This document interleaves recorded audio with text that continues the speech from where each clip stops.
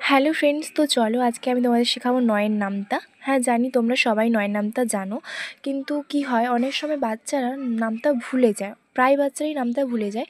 তো এই পদ্ধতিটা মনে রাখলেও খুব একটা খারাপ হয় বলে মনে হয় না, কিন্তু আমি মনে করি এই পদ্ধতিটা না শেখাই ভালো।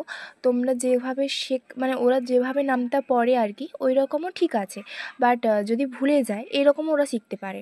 তো চলো কেমন করছি তোমরা দেখতে থাকো। দেখো, 9 × 1 কত? 9 × 1 = 9, 9 × 9। আর আমরা জানি 9 × 10 মানে 9×10 = 90। ঠিক আছে, আমরা কটা জানি না? আমরা জানি না 1টা, 2টা, 3টা, 4টা, 5, 6, 7, 8। আমরা 8টা জানি না। এবারে 8টাকে আমি নিচ থেকে ওপরে আবার একইভাবে কাউন্ট করে লিখব। 1, 2, 3, 4, 5, 6, 7, 8।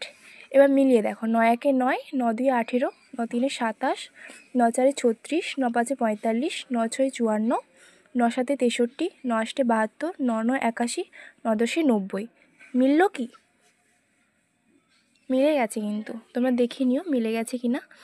এই পদ্ধতিটা খুব একটা খারাপ নয়, কিন্তু এটা সহজ পদ্ধতি, মনে রাখা অনেক দিনই যাবে। যদি তোমরা অন্য কোনো নামতার উপরে আমাকে বলো করে দেখাতে, আমি অবশ্যই করব, অবশ্যই কমেন্ট করে জানিও। ঠিক আছে, চলো টাটা।